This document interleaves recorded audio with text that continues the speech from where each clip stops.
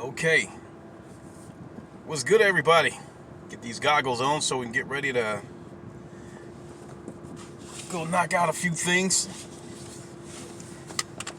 What's going on, everybody? It is the godfather of gaming and VR, the ageless wonder, your boy Lincoln Clay, coming at you with another road trip video. Got to go pick up a few groceries, so killing two birds with one stone. So before we get into today's topics, I just want to bring everybody up to speed on this Discord situation. I did create a Discord, but I have not opened it up yet. I'm still trying to get Discord, through OBS. I'm having a problem with that. So I might end up having to go the StreamYard route. As far as the Discord goes, yeah, I created a Discord, but I'm not sure I want to open it up to the public and have a situation where there's a lot of things going on in a Discord and I'm not really active in it, because I've been sleeping a lot lately. So I would be creating a Discord and not very active in it. My biggest purpose for creating a Discord is so I can start having guests on my podcast again. So the Discord thing, trying to run it through OBS, isn't going very good right now. So I might end up having to try this StreamYard thing or whatever, but I'll get it all figured out in the end. And I know there was something else I wanted to bring everybody up to speed on, and I forgot. But yeah, there's a few things I wanted to talk about. First thing we'll start with is Asgard's Wrath. The game comes out tomorrow.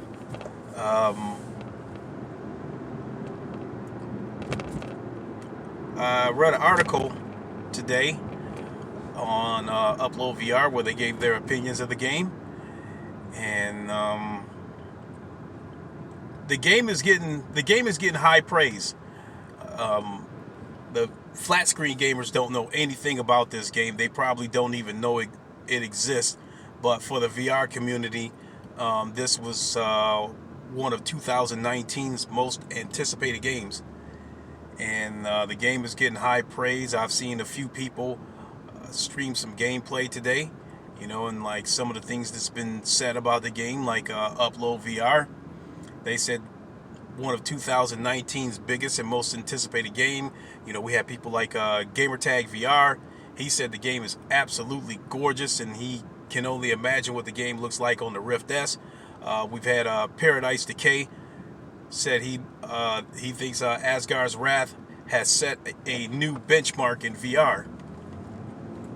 And watching some of the streams that I saw, the detail in the environment, the set pieces, some of the gameplay, it's like, especially with the environment, that of the Norse mythology, it looks like God of War in VR. And I'm really excited to play this game. I'm hearing up to 40 hours of gameplay. I pre-ordered the game at the Oculus store, and the game is almost 130 gigs and not the original 121 it was reported. But an article at Upload VR said the download size of this game is 80 gigs because I guess the rest of it is compressed. So that will be a big help if that's the case, because 129 gigs is going to take quite a while to download, even with the 60 gigs of download speed that I got. But I'm really, really, really looking forward to this game. I cannot wait. As far as streaming, I think what I'm gonna do is I'm I'm gonna do both. I'm gonna do something for both. I think I'm gonna crotch rocket the good old days. I think I'm gonna record a half an hour of gameplay for YouTube and live stream the game for Twitch. So either way, you'll see something. What the hell is going on? Everybody's driving like they're crazy today. So you'll see something on both formats, you know, Twitch and YouTube. I've never used OBS for recording, so that's how I'm going to try to record the YouTube portion of it. So we got that. Moving on to another subject. I saw a patent for a PlayStation VR headset, but I just took this with a grain of salt. I really didn't think much of it because I've seen patents for a Sony headset before. And I think the patent that I saw before suggested that the headset was going to be wireless. But this latest patent that I saw, it basically looks like the current headset, but just with a ton of lights in the front and the back. And if that's the headset that they're going to roll with, then I'm led to believe that it's possible that next generation they could possibly still use the same camera, which I hope isn't the case. But still, I find this to be a coincidence that it was just a couple of days ago that everybody saw a patent for Microsoft's VR that they might be working on, and then here it is 2 days later. You know, we see a patent for a PlayStation VR headset. You know, I find that to be rather odd, the timing of it. So I don't know if Sony's you know, playing chess again, trying to play with Microsoft or what. So either way, it's not that big a deal to me. Whatever the PlayStation VR 2, whatever that headset looks like, I'll cross that bridge when I get there. If Microsoft should get involved with VR, unless they're gonna put some exclusives on it, I don't really have any intentions of buying it, but no less, it still would be a good thing for the overall growth of VR if Microsoft gets on board with it. So that's that on that subject. And I think lastly, boy, this is going to end up in a very short video. I think the last thing that I want to talk about is I was listening to Craig Harris's podcast yesterday, and so we know, you know, Jim Ryan, you know, gave an interview or whatever he did, you know, and shed some more light on the PS5, its release, and other things. And so naturally that sparked a response from the Xbox community, and so their latest rhetoric was that the PS5 will launch with no games. It's just unbelievable, just unreal. But I'm here to say that for the most part, I do not care if PS5 launches with no games. So if it's any game that I do care about, whether it's a launch game or not, is Gran Turismo 7. I do care whether that's a launch game or not, because with the PS5's power, I think it's a I hope, and at the same time I expect that it should have the VR multiplayer. But other than that, I really don't care if the PS5 launches with games or not. My biggest concern for the PS5 when it launches is how will current PlayStation VR games perform. You know, it's probably a given that they're going to run good, because the current PlayStation VR games run at about 120 frames per second on the current VR headset. I don't know how they do it, but Sony, I think, uses some techniques where they like games. It basically runs at 60 frames per second, but the technique they use, doubles the frame rate. So I'm not a technician. I don't know. That's just what I heard. But in any case, the proof is in the pudding. A lot of the games on the PlayStation VR run smoothly. They just got the issues with, with the clarity.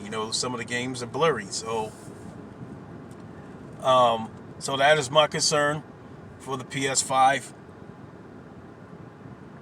Is that even with the current headset, even if we end up using the current headset on the PlayStation 5, I'm hoping that a lot of that blur will be knocked out.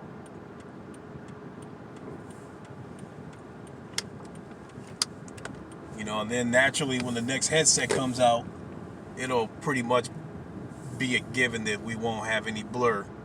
So that's another reason why it's like, hurry up, bring the PS5 on. I'm ready to get it.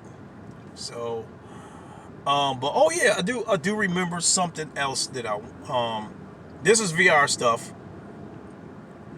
So, as I said before, Asgard's Wrath officially releases tomorrow. Also, Stormlands. Damn it, what's the name of that? Man, I forgot the name of that game. But yeah, there's another medieval game that releases tomorrow for VR. Damn it, can't remember the name of it. I totally forgot. But whatever the game was, I don't plan on picking it up. It's not a bad game, but I think I'm just going to be too invested in Asgard's Wrath to finish this game. So... but I think so after Asgard's Wrath, I think the next major release is going to be Stormland, which releases November 14th. And that looks like that's going to be another good game. Again, this is a game I don't know if I'll pick it up because it depends on how far along and how invested I am in Asgard's Wrath. I just don't want to buy a game that I'm not going to finish. So I'm trying to be smart about making these reckless purchases.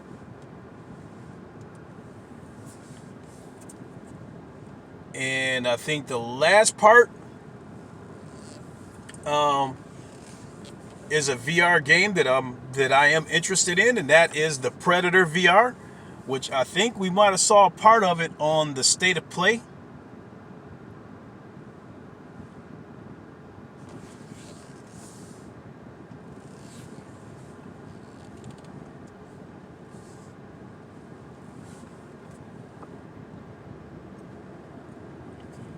God, people act like they don't know how to park. But yeah, the Predator game, we don't have a date on the Predator game. All I can say about that is that it is supposed to come out this year. The file size of this game has me a little bit concerned.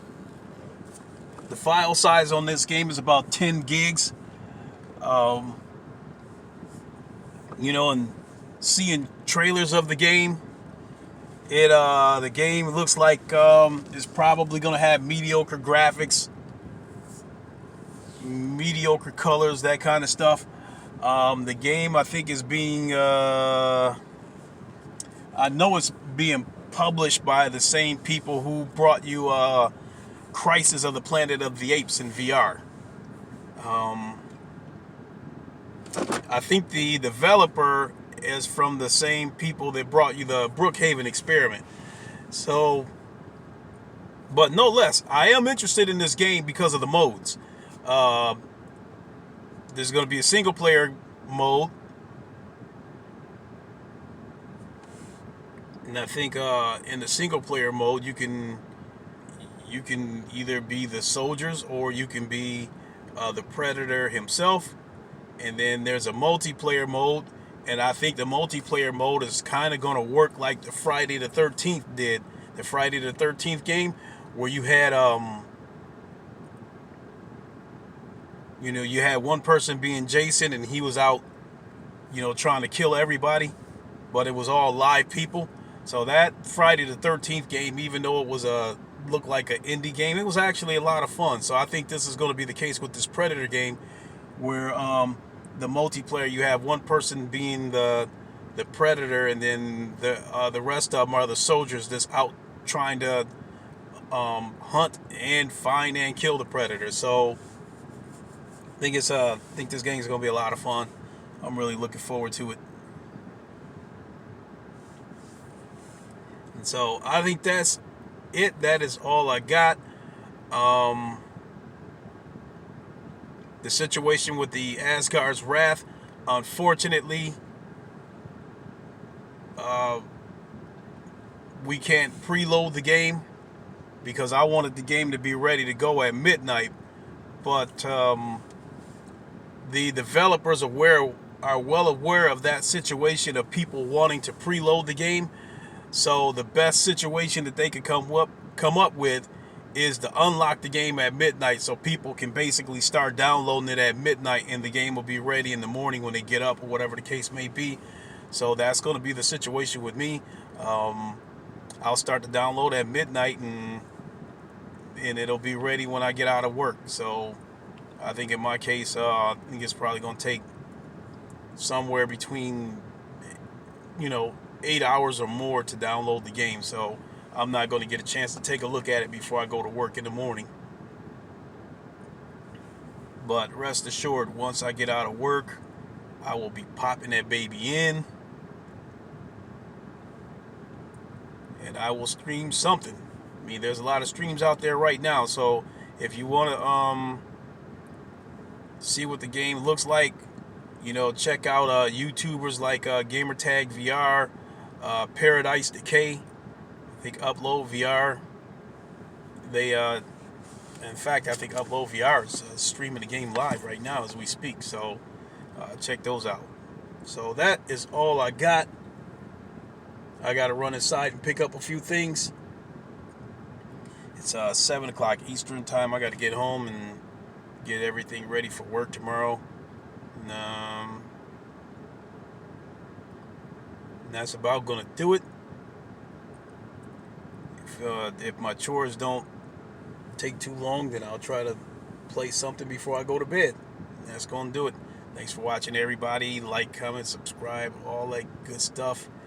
And if you don't hear from me tonight, you'll definitely see or hear from me tomorrow for Asgard's Wrath. Looking forward to it. I'll catch y'all later. Deuces.